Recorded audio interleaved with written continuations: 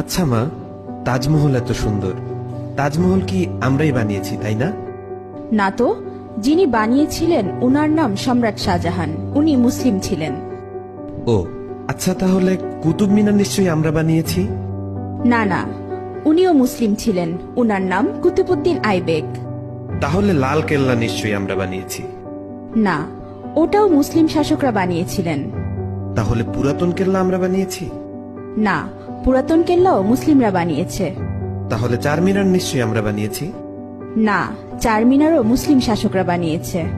মা, আমি শুনেছি ভারতের সবচেয়ে বড় ও পুরাতন রোড গ্র্যান্ড ট্রাঙ্ক প্রায় 3000 কিলোমিটার পর্যন্ত বিস্তৃত, সেটা তো আমরা বানিয়েছি।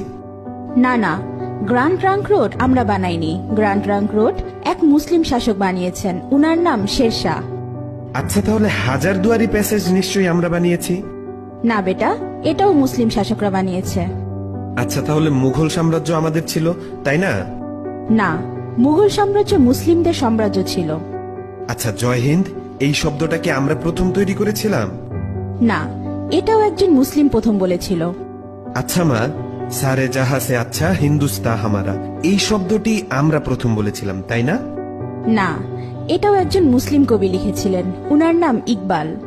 তাহলে প্রথম স্যাটেলাইট লঞ্চ নিশ্চয়ই আমরাই করেছিলাম।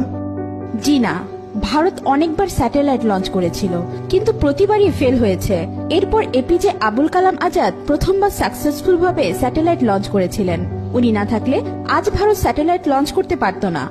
তাহলে পারমাণবিক অস্ত্র নিশ্চয়ই আমরা বানিয়েছি। না না, পারমাণবিক অস্ত্র একজন মুসলিম আবিষ্কার করেছে, উনার নাম এপিজে আবুল কালাম আজাদ। তাহলে মুসলিমরা না থাকলে আমাদের কি হতো মা? মুসলিমরা না থাকলে ভারত এক অন্ধকারাচ্ছন্ন দেশ থাকতো।